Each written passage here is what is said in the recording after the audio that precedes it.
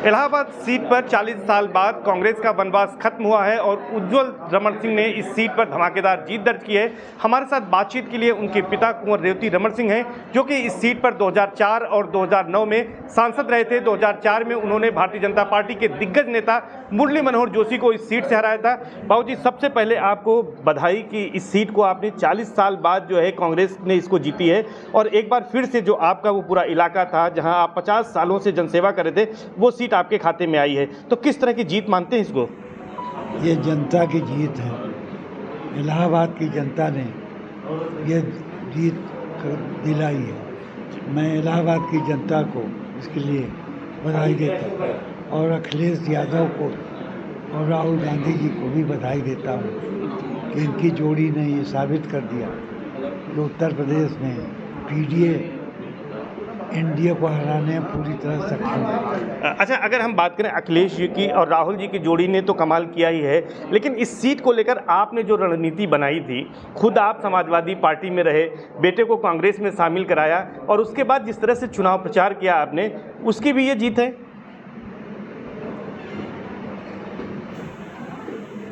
50 साल के हमारी सेवा का भी उसमें योगदान है। जो हमने 50 साल सेवा किया यहाँ की जनता का, जनता ने आशीर्वाद स्वरूप ये सीट प्रदान किया। अच्छा बाबूजी, कौन से ऐसे फैक्टर थे जिन फैक्टर को देखकर आपको लगता था कि इस सीट पर एक बार फिर से आप लोग जीत दर्ज करेंगे और ये सीट एक बार फिर से आप लोगों के खाते में आएगी? ये शुरू से ही हमको लग रहा था कि जनता खुद ही ये चुनाव लड़ रही थी। सड़कों पर जब हम निकलते थे तो हमको लगता था कि जनता ही ये चुनाव लड़ रही है। अच्छा, जिस तरह से पूरे यूपी में एनडीए और इंडिया गठबंधन के बीच कांटे की लड़ाई हुई और इंडिया गठबंधन एक बड़े दल के रूप में उभरा जिसमें समाजवादी पार्टी की सीटें बढ़ी हैं, कांग्रेस ने भी सीटें जीती हैं, तो ये पहले से परिदृश्य लगता था आपको?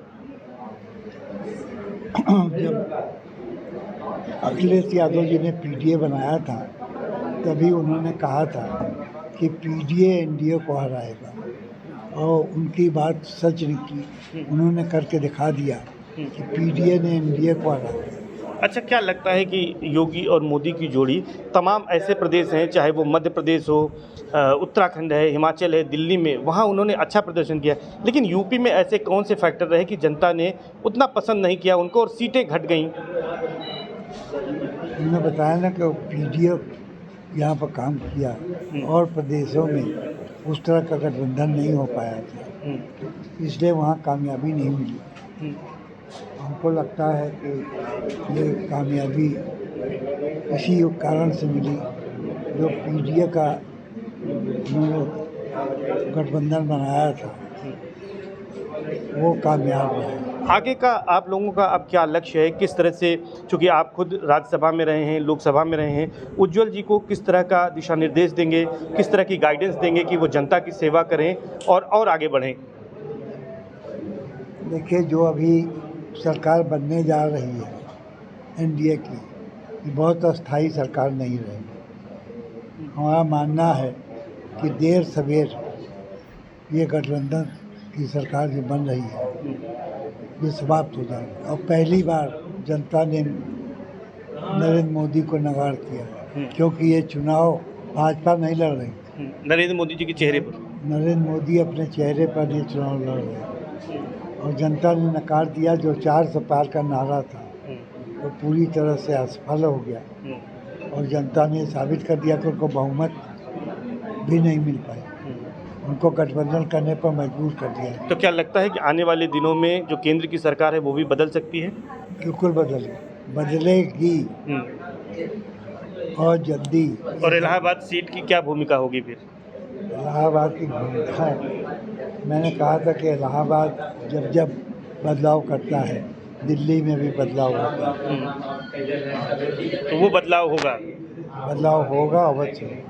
तो निश्चित तौर पर ये कुंवर रेवती रमन सिंह जी हैं जिनका साफ तौर पर कहना है कि निश्चित तौर पर यहाँ पर पीडीए ने काम किया है और अखिलेश यादव और राहुल गांधी की जो जोड़ी थी वो हिट रही है और उसने पीडीए के नाम पर यहाँ पर एक तरह से जनता ने वोट दिया है। हालांकि एक बड़ा बयान उन्होंने दिया है कि देश में जो एनडीए की सरकार बनने जा रही है वो भी अस्थायी है, क्योंकि जनता ने उसे नकार दिया है और ये सरकार ज़्यादा दिन तक नहीं चलेगी, जिसके बाद फिर से इंडिया की सरकार देश में बन सकती है। सर्वेश दुबे, न्यूज़ 18 प्रयागराज।